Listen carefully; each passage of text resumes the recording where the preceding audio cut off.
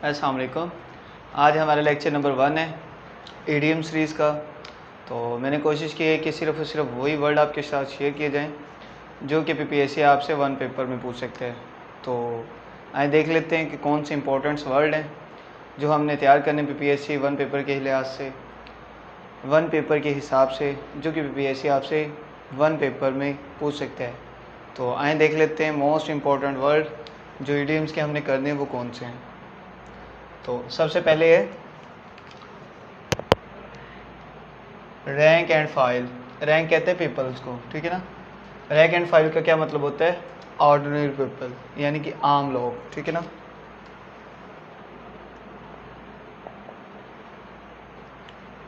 इसी तरह एक वर्ड होता है बाय फिट्स एंड स्टार्ट्स, कभी कभी।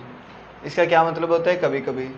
और मीनिंग क्या बनेगा? इन शॉर्ट पीरियड, यानी कि कभी कभी, यानी कि शॉर्ट पीरियड के लिहाज से कभी दिल करे। नॉट रेगुलरली, जो हम मुसलसल नहीं करते।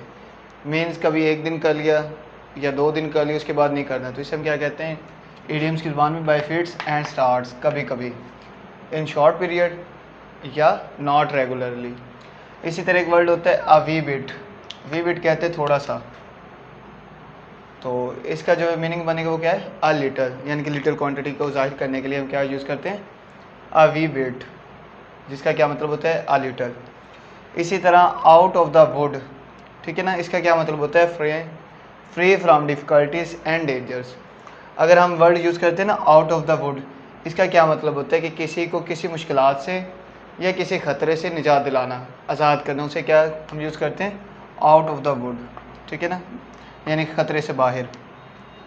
इसी तरह एक वर्ड होता है under his thumb. Under his thumb का मतलब होता है उसके अंगूठे के नीचे। थंब क्या मतलब होता है? अंगूठा। तो इसका मतलब ये, इसका अंडर द थंब है, तो इसका क्या मतलब है? ये इसके कंट्रोल में, यानी कि ये इसके नीचे है। तो इसका जो मीनिंग बने वो क्या है? Under his control. और इसी तरह अगर हम यूज़ करते हैं word advance fits and. Advance fit and, यानी कि किसी की अकल ख़त्म हो जाना, यानी कि आप पे से बाहर होना। तो इसका क्या मीनिंग बनता है? In state where one does not know what to do. ये वो स्टेट होती है जिसके अंदर किसी को नहीं पता चलता है कि वो क्या कर रहा है, या आप कह सकते हो कि आप पे से बाहर है, कोई भी गलत स्टेप ले लेता है। तो उसे हम उसके लिए क्या यूज़ करते हैं? इडियम्स। हम उसके लिए यूज़ करते हैं एडवांस विट्स एंड, जिसका क्या मतलब होता है? किसी की अकल ख़त्म हो जाना। इसी तरह अगर हम यूज़ करते हैं इडियम्स के अंदर between the devil and the deep C. Devil भी क्या होता है? अभी देखो, between the devil and deep sea, इसका क्या मतलब होता है? ख़तरे में, किसी 2 चीज़ों के खतरे। बिटवीन 2 डेंजर, यानी कि 2 खतरात के अंदर। कौन कौन से? डीप सी, यानी गहरा समंदर में डूबने का खतरा, या डेविल, कोई बीमारी का खतरा। डेविल बीमारी को भी कह सकते हैं, ठीक है ना। तो इसको जब हम इडियम्स यूज़ करते हैं, कौन सा? Between the devil and the deep सी, इसका क्या मतलब होता है कि एक बंदा 2 खतरात के अंदर है, बिटवीन 2 डेंजर्स, ठीक है ना। तो हम दोबारा देख लेते हैं हमने क्या पढ़ा है। हमने पढ़ा है कि जब लिखा होगा इडियम्स के अंदर रैंक एंड फाइल, उसका क्या मतलब होता है? Ordinary people. इसी तरह हमने पढ़ा है कि बाय फिट्स एंड स्टार्ट, जब इडियम्स में आता है इसका क्या मतलब होता है? In short period, not regularly, यानी कि कुछ छोटे अरसे के लिए, लंबे अरसे के लिए नहीं काम करना, यानी कि। इसी तरह अगर हम इडियम्स के अंदर देखते हैं वी बिट का क्या मतलब होता है? अ लिटल, छोटी सी क्वांटिटी। इसी तरह अगर हम पढ़ते हैं out of the wood, out of the wood मतलब होता है free from difficulty and danger, किसी को किसी खतरात के अंदर से आज़ाद करवाना। इसी तरह अगर हम पढ़ते हैं अंडर हिज थंब, इसका मतलब होता है अंडर हिज कंट्रोल, कि वो चीज़ उसके कंट्रोल में है। इसी तरह अगर हम देखते हैं एडवांस फिट्स एंड, किसी की अकल ख़त्म हो जाना, इसका मतलब होता है instead when someone does not know what to do, जब किसी बंदे को कुछ नहीं पता चलता कि वो क्या कर रहा है, यानी कि आप पे से बाहर है, गुस्से में है, तैश में है, तो उसे नहीं समझ आता वो क्या करता है। उसके लिए हम जो वर्ड यूज़ करते हैं वो क्या है? Advance fit and. इसी तरह अगर between the devil and the deep sea आ जाए, तो इसका मतलब ये होता है कि एक बंदा 2 खतरात के अंदर, बिटवीन 2 डेंजर।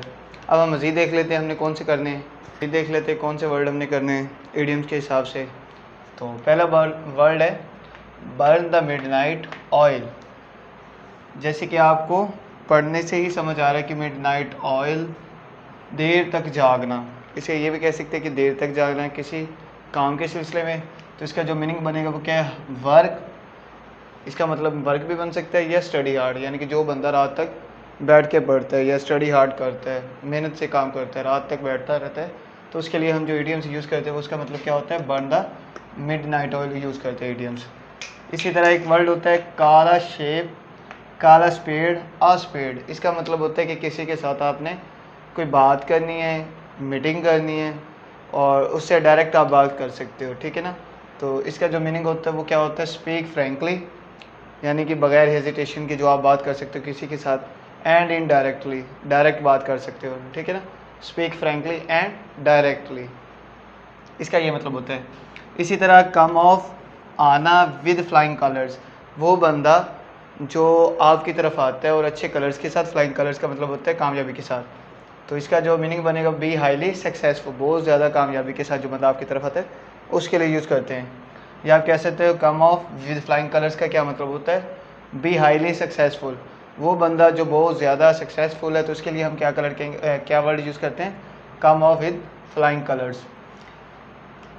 इसी तरह हम पढ़ते हैं होपिंग अगेंस्ट होप। मिसाल के तौर पे अगर कोई आप काम करते हो ऐसा कि जिससे आपको कोई लेना देना नहीं, यानी कि आप बस वैसे ही काम करते हो, तो उसे क्या कहते हैं, उसके लिए जो वर्ड हम यूज़ करते हैं इडियम्स के अंदर उसे कहते हैं होपिंग अगेंस्ट होप, यानी कि विदाउट होप, किसी से कोई ताल्लुक़ नहीं, कोई वजह नहीं, कोई फ़ायदा नहीं, आप बस ऐसे ही काम कर देते हो, तो उसके लिए क्या यूज़ होता है, विदाउट होप।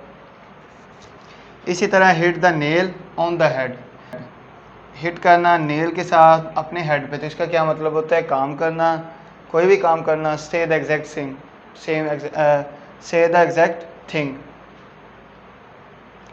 तो इसका जो मीनिंग होता है उसका मतलब होता है डू आर से द एग्जैक्ट थिंग, यानी कि कोई काम वगैरह करने के लिए इस्तेमाल होता है ईडियम्स।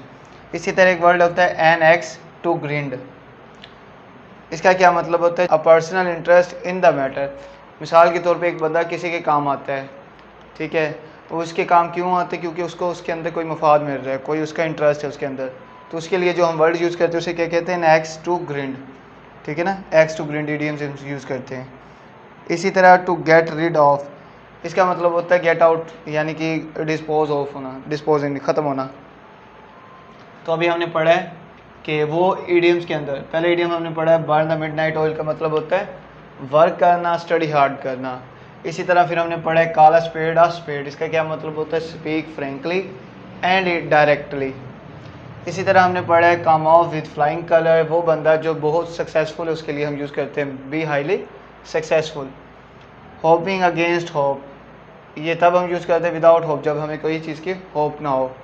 इसी तरह हमने पढ़ा है hit the nail on the head, कोई काम करना, डू और से द एग्जैक्ट थिंग के लिए इस्तेमाल होता है। इसी तरह हमने पढ़ा है एन एक्स टू ग्रिंड, वो काम जो आप किसी पर्सनल मैटर के इंटरेस्ट की वजह से करते हो उसके लिए यूज़ होता है personal interest in the matter. इसी तरह हमने पढ़ा है टू गेट रिड ऑफ, इसका क्या मतलब होता है, डिस्पोज ऑफ करना।